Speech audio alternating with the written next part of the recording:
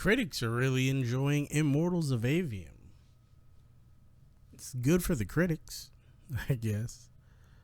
It's not a bad game. The game's dead, though, if I'm being honest. Here's the thing. I think every C-level at EA should probably be fired. The CEO, the CTO, the CFO, and definitely the COO and the CMO.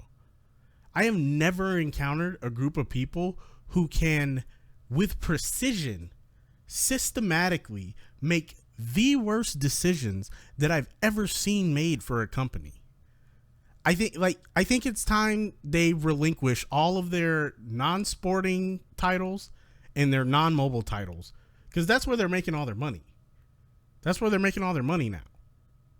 And the people who play those games are not the ones who are going to eviscerate you on social media. So why risk your reputation to put out mediocre garbage? Why do it? They can barely get new games out the door now. They have a graveyard of cool potential what could have beens.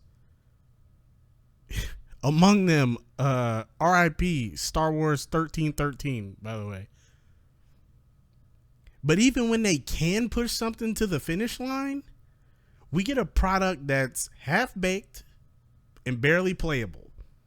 In case you didn't know it, here were some of the games that we got in 2023 that were not sports titles or mobile titles.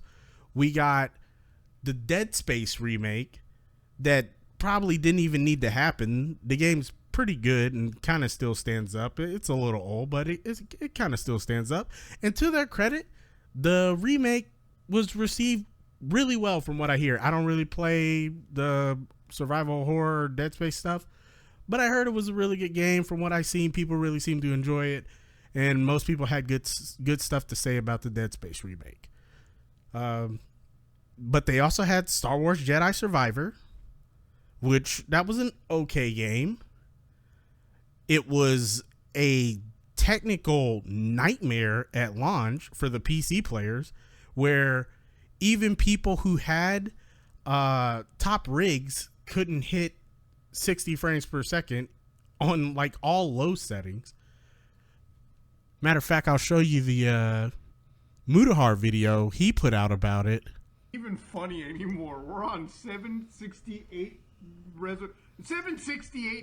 All right, we're counting the pixels. Low. All right, everything's low. All right, low. Just all like low my settings. Will to Live. No ray tracing. Even got the assist to ultra performance. Guess the performance. All right, we're getting close to the 60 there. All right, maybe one day. Look at that. 50, 40, nope, 45. No going back down. Getting rid of ray tracing margin. But that's just an example of the technical difficulties a lot of their games have been having, especially on the PC. There was also Wild Hearts. Does anybody remember that game? Anybody remember that game that came out that was going to be the competitor to Monster Hunter? Well, it came out and it launched with similar technical issues on the PC. It was basically unrunnable, unplayable for most PC players, which was probably why where once upon a time it peaked at 28,000, but in the last 24 hours, 200 people played the game. 450 in the last 30 days. And just for comparison here, when we look at Monster Hunter World, the game that it's competing with, well, in the last 24 hours, Monster Hunter did 100 times the numbers of Wild Hearts in the last 24 hours. And I mean, they almost hit the peak player count for Wild Hearts on release in the last 24 hours. And by the way, this Wild Hearts was a EA original. For those of you that don't know, that means it was one of the more experimental devs, one of the smaller, more experimental dev games, namely Omega Force. And surely the underwhelming reception of Wild Hearts is going to leave a black eye on the EA Originals project. The first of many, I'm imagining at this point. Now that we're all caught up, we get to the most recent victim of EA incompetency, which is Immortals of Aveum. Now, this is another EA original, this time developed by Ascendant Studios. And now I'll be up front. I haven't finished the title, but the little bit that I have played, it's been pretty good. Feels like Doom Eternal meets Ghostwire Tokyo. The narrative presentation is excellent. It's very pretty. It's very cinematic. The particle effects are really cool. The shooting, the whipping, the movement, it all feels great. And yet, once again, regardless of these critic scores, the game is dead on arrival. It's got mixed reviews on Steam. Most of the negative reviews seem to lend aid to the PC performance, although some people have general issues with the game. But that's not the biggest problem facing the game. That's a dev problem. And if you recall, in the beginning of the video, I took shots at the C-level executives, particularly the operations and marketing officers. Now, this game released August 21st, 2023. And you'd be forgiven if you didn't know that. I imagine a lot of people didn't know it. I imagine a lot of people still don't know it. Barely anybody knows the game exists.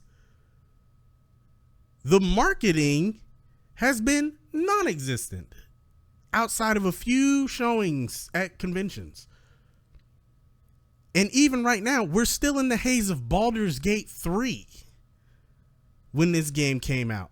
Arguably the biggest game of the year, but even if going against Baldur's Gate and Starfield wasn't enough, it released just days before From Software's resurrection, 10 years overdue, the resurrection of the Armored Core series. And I gotta be honest, as a person that typically hates From Software games, I've kind of been enjoying Armored Core 6. It's tough, but there's a lot of flash. It's real fast paced. It gets to the point, and it doesn't have like any of that slog that typical From Software games like the Dark Souls series has. So honestly, I've honestly been liking it for what it is. It's a fun game, but I digress. Immortals of Aveum never stood a chance. And the Steam numbers reflect that. Look at these numbers. Peak concurrence coming in at a whopping 750. EA killed this game by not delaying this release to later in the year. Or maybe they should have pushed it up like Baldur's Gate did. Ayo. And it's probably because like they probably had to push it out because their quarterlies probably look like shit. And they can't get anything out the door.